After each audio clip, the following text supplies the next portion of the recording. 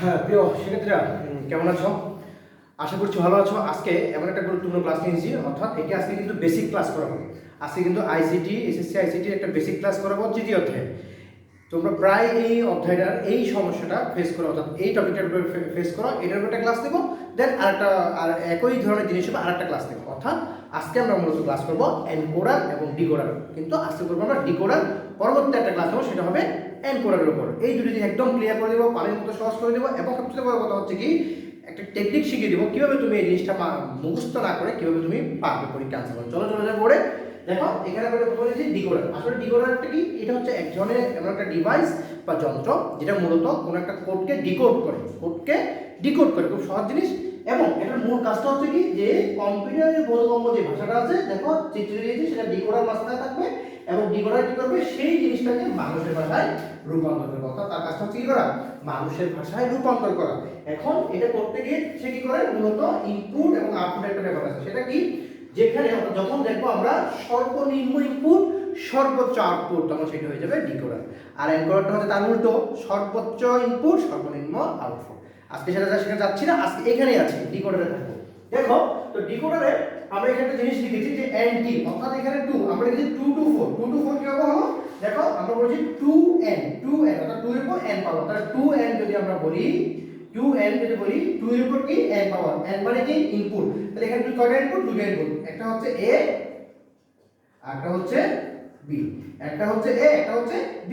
তাহলে 2 এর উপর আমি যদি 2 লিখি কত হবে? 2 দুগুণে 4। সেজন্য আমরা কি লিখেছি 2 to 40 করে। যদি এটা পরীক্ষায় কম আসে তারপর আমি একটা করে ডিসকাস করে দিচ্ছি। এখন এইটা যদি তুমি বুঝতে পারো, পরবর্তীটা বুঝতে তোমার আরো অনেক বেশি সহজ হবে। দেখো তাহলে এখানে আমরা যেটা করব, আমাদের নরমাল যে মানটা পারি সেটা নিব, অর্থাৎ 0 0 0 1 1 0 1 1। এখন আমরা যদি এই টেবলটা কমপ্লিট করে ফেলতে পারি, এই টেবলটা যেভাবে আসে, অর্থাৎ উল্টো করতেছে আমরা, রিভার্সিং, এই টেবলটা যে সমীকরণ থেকে আসে, সেই সমীকরণটা তোমাকে আর মুখস্থ করতে হবে না, তোমাকে কিছুই করতে হবে না, তুমি এখান থেকেই তুমি টেকনিক্যালি সমীকরণটা বের করে নিতে পারবে। ঠিক আছে? তাহলে আমরা যদি বলি, এবার আমরা যেটা করব, আমরা প্রথমে এখানে একটা 1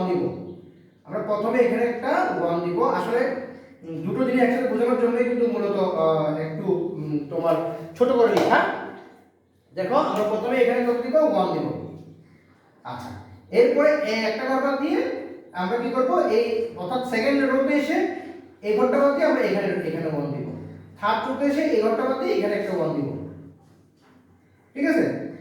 হ্যাঁ, আমরা কি করব, থার্ড রোতে এসে কি করব, দুঃখিত, এখানে আগে আমাদের মানগুলো লিখতে হবে। দেখো আমরা মানটা ভুল লিখিনি। দেখো অর্থাৎ আমার যে মানগুলো, অর্থাৎ d0 d1 d2 এবং d3।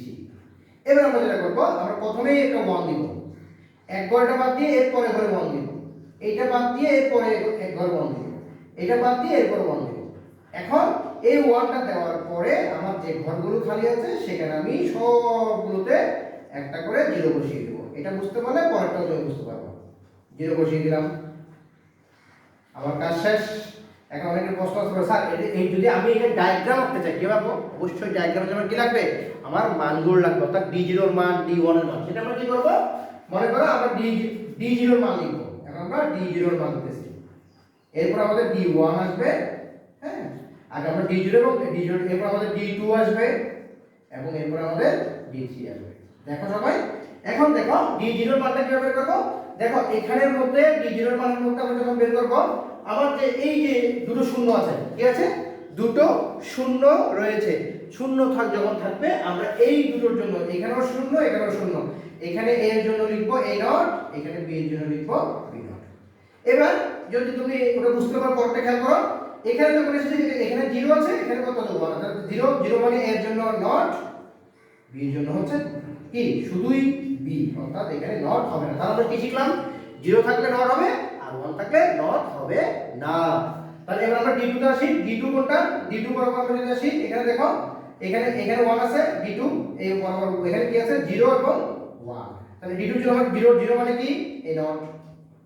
হ্যাঁ, d2 যোগ হয়ে গেল d3 মানে 1, এই যেখানে 1 আছে এটা হচ্ছে d0 d1, এখানে d2, এখানে 1 আছে, এই 1 বরাবর দেখো এখানে কি কি আছে আমার? 1 এবং 0, 1 এবং 0। তাহলে 1 মানে কি? শুধু যেটা সেটা বসে যাবে, a এবং 0 মানে কি বি নট, অর্থাৎ এ বি নট।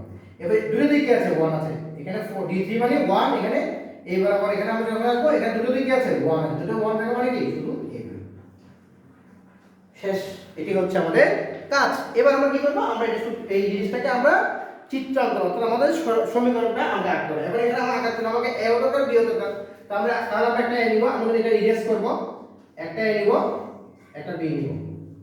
ওকে, আমরা একটা বি নিলাম, আবার আমরা একটা এ নট নিব, একটা বি নট নিব, নিলাম। এটা হচ্ছে এ নট, এটা হচ্ছে বি নট। ওকে, এবার দেখো আমরা এটাকে অঙ্কন করব, অর্থাৎ এ নট বি নট, অর্থাৎ একটা এ নট একটা বি নট, অর্থাৎ একটা এ নট থেকে যাবে একটা বি নট থেকে যাবে, যেহেতু ওরা গুণ আকারে আছে সমান চিহ্ন সমান হবে, আমরা বের করলাম।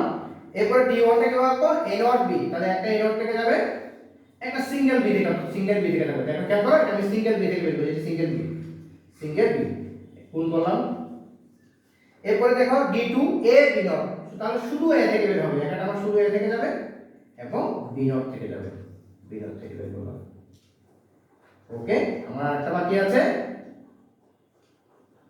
সেটা কি d3 a b, তাহলে একটা সিঙ্গেল a থেকে যাবে একটা শুধু সিঙ্গেল বি থেকে যাবে, এবং এটা আমি এইটুক করতে পারলে তোমাদের তাহলে অর্থাৎ এখানে আমরা কি লিখে দেব, এটা হচ্ছে d0, এটা হচ্ছে d1, এটা হচ্ছে d2, এটা হচ্ছে d3। এটা আমাদের মূল লক্ষ্য না। কেন মূল লক্ষ্য না? আগে বলেছি ইরেজ করছি, আমাদের মূল লক্ষ্য হচ্ছে কিন্তু কি, আমাদের মূল লক্ষ্য হচ্ছে কি করা, পরবর্তীটা করা। যদি এটা আমাদের দরকার হবে না, এই জায়গাটা আমাদের লাগবে, পরের সময়টা এটা এঁকে দিব আবার। এবার আসো আমরা যখন এখানে করব, আমরা কি করব, এখানে আমাদের ইনপুট হয়ে যাবে কয়টা, তিনটা, একটা a, একটা b, একটা c। এখন আমরা এখানে আগে বলেছি 2 ইনটু পাওয়ার n, তাহলে আমাদের যদি তিনটে ইনপুট হয় 2 ইনটু পাওয়ার n মানে কত, 3 হবে তিনটে ইনপুট, তাহলে 2 ইনটু 2 ইনটু 2 অর্থাৎ 8, অর্থাৎ আমার এখানে 8টা ভ্যালু হবে। আর 8টা ভ্যালু নেওয়ার টেকনিকটা কিন্তু আমরা জানি না অনেকে, যদি জানো আবারও জেনে নাও। সেটা হচ্ছে কি, প্রথমে আমরা যেটা করব, এখানে 4টা শূন্য নিব এবং এখানে 4টা 1 নিব। ওকে, নিলাম। এরপরে এই যে জিনিসটা আমরা লিখে করেছি, এটা আমরা দুইবার লিখব, এটা আমরা সবাই পারি, মুখস্থ হয়ে যায়। এরপরে কি হবে, আমার 0 0 0 1 1 0 1 1, আবার লিখব 0 0 0 1 1 0 1 1, দুইবার লিখি। জাস্ট এই জিনিসটাকে, এই 0 0 0 1 1 0 1 1 টাকে আমরা দুইবার লিখেছি। আর যারা এটি বুঝছো না তাদের জন্য আরো শর্টকাট, সেটা হচ্ছে কি, এটি হচ্ছে মূলত 0 থেকে 7 পর্যন্ত বাইনারি মান।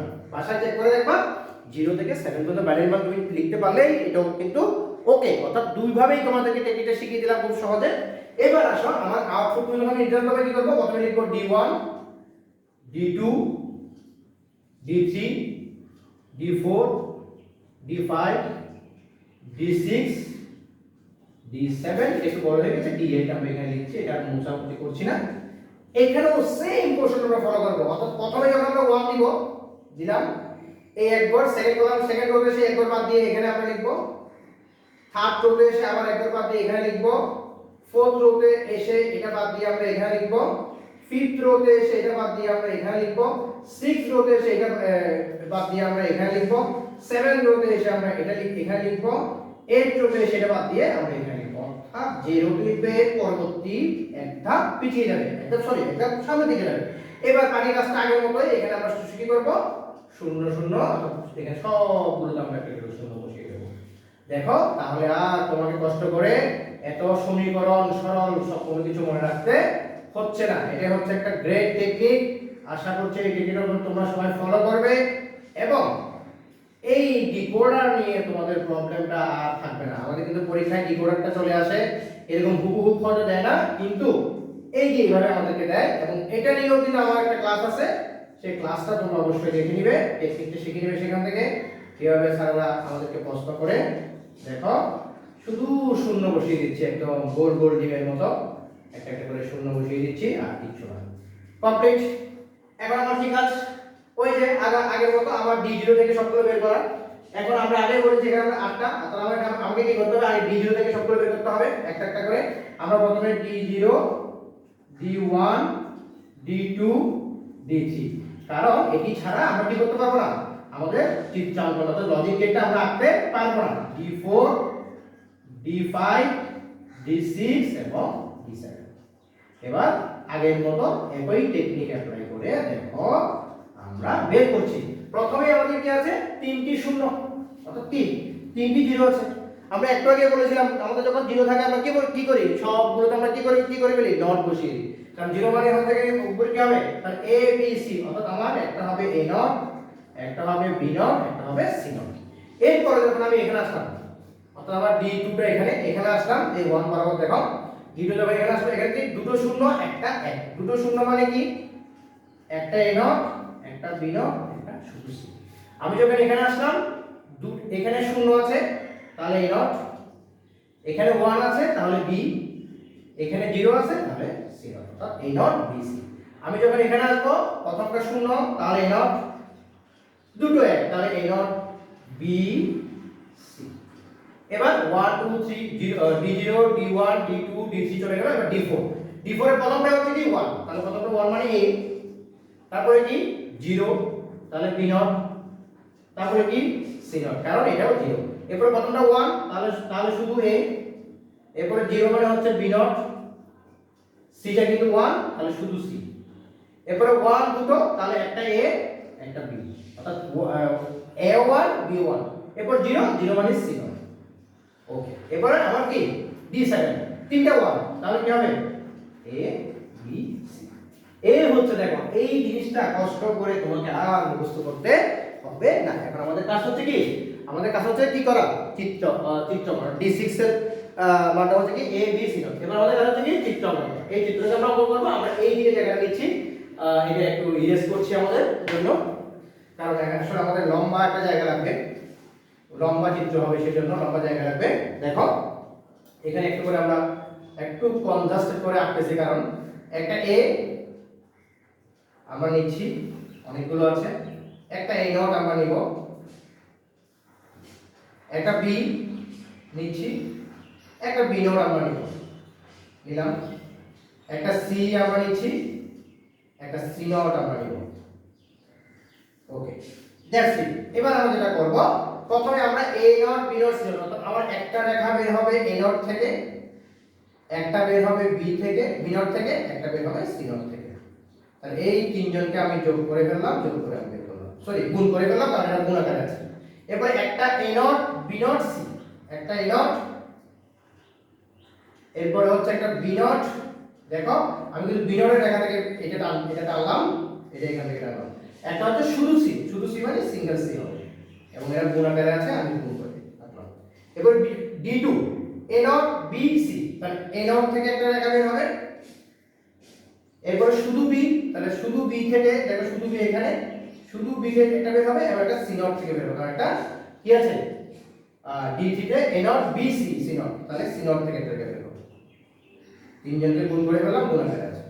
এরপরে D2 গেল D3 তে a নট b c, তাহলে প্রথমটা a নট থেকে অবশ্যই এখান থেকে বের হবে। দেখো খেয়াল করে, একটা শুধু b, একটা শুধু c, গুণ আকারে আছে, আমরা সবগুলি গুণ আকারে ইনকেস গুণ বের করলাম। এরপর হচ্ছে কি D4 a b not c, তাহলে শুধু a থেকে বের হবে একটা, শুধু একটা a থেকে বের হবে, আমাদের a থেকে ছিল না, শুধু একটা a থেকে যাবে। এরপরে b নট c নট, এরপরে একটা b নট থেকে এবং একটা c নট থেকে, এগুলো বইয়ে আছে, তারপর আমি কিভাবে অঙ্কন করব সেটা তোমাদেরকে দেখিয়ে দিচ্ছি। দেন এরপরে D5 a b not c, আবার একটা সিঙ্গেল এ, একটা b নট, এটা হচ্ছে b নট আমাদের, এবং হচ্ছে যে c, শুধু c, এটা c, আমরা এটাকে ড্র করলাম।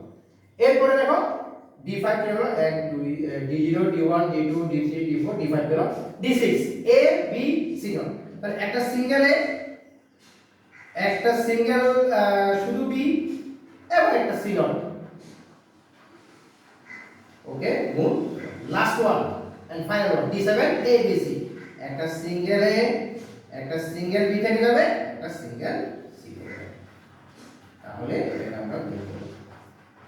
এবার দেখো আমাদের কাজ কমপ্লিট। পরীক্ষায় যখন তোমাকে এভাবে আসবে, তুমিও ঠিক এই কাজটাই করবে, এই সত্য সারণীটা ড্র করবে, চিত্রটা ড্র করবে, তোমার কাজ শেষ। এবং পরীক্ষায় তোমাকে হুবহু এভাবে না দিয়ে তোমাকে কি করতে পারে, এই ধরনের একটা বক্স, এটাও বলে দিচ্ছি যদিও ক্লাস আছে, এই ধরনের একটা বক্স দিবে। ঠিক এখানে আমরা যেটা লিখেছিলাম, অর্থাৎ আমার কি এখানে দেবে 2, হ্যাঁ আমরা ঠিক যেভাবে লিখেছিলাম একটু আগে, এখানে দেবে n, হ্যাঁ এদিকে একটা এভাবে ডট দিবে, এদিকে একটা দিবে, এদিকে লিখবে 2n, অর্থাৎ আমার পাওয়ারটা হবে। এখন তোমাকে যদি বলে দুইটা ইনপুট, তিনটা ইনপুট বা 2, হ্যাঁ এদিকে যদি বলে 2n, তাহলে 2 2 হয়ে যাবে কত, 2 2 হয়ে যাবে কত 4। আর যদি তোমাকে বলে 3, তাহলে হয়ে যাবে কত 3 2, এখানে 2 এর উপর 3 দাও, n সমান সমান যদি 3 বলে তাহলে কত 8। এইভাবেই তোমাকে কিন্তু দিবে, তোমাকে হুবহু এনকোডার বা ডিকোডার বলে দিবে না।